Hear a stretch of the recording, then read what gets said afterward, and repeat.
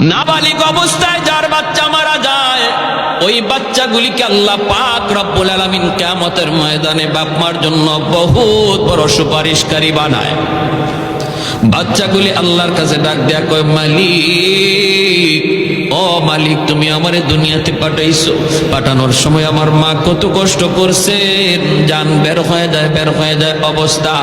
এরপরে আমি দুনিয়াতে আসলাম, এত কষ্ট আমি মাকে দিলাম, কিন্তু মার কোনো খেদমত আমি করতে পারলাম না, আমার মা ঋণ আমি শোধ করতে পারলাম না।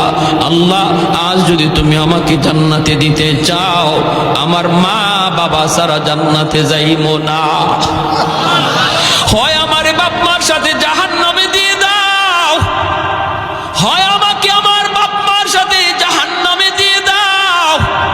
রব্বুল আলামিন তখন বলে, বান্দারে, আমি আল্লাহর আদত হচ্ছে জাহান্নামীকে জান্নাতে দেওয়া, কিন্তু